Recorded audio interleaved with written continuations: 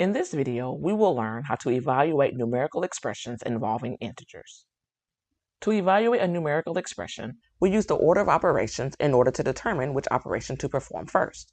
The order of operations is represented by the acronym PEMDAS, and it tells us the order for evaluating mathematical operations. First, we evaluate the expressions in parentheses, then exponents, followed by multiplication and division from left to right, and lastly, addition and subtraction from left to right. Let's see how this works in an example. Evaluate the expression 4 minus 6 divided by 2. In this expression, we have two operations, subtraction and division. Based on the order of operations, we will evaluate division first. 6 divided by 2 equals 3. Now we subtract. 4 minus 3 equals 1. So the value of this expression is 1.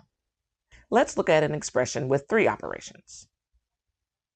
In this example, we have addition, subtraction, and division. We will start by dividing 8 by 8, which equals 1. Now we add and subtract from left to right. We will start with 3 plus 9, which equals 12. And lastly, we will subtract 12 minus 1 and get 11 for our answer. Let's try another one. Evaluate the expression negative 10 times the quantity negative 1 squared plus negative 4. In this expression, we have multiplication, an exponent, and addition. According to the order of operations, we will evaluate the exponent first. Negative 1 squared just means negative 1 times negative 1, which equals a positive 1, because a negative times a negative is a positive. Now we will multiply negative 10 times 1.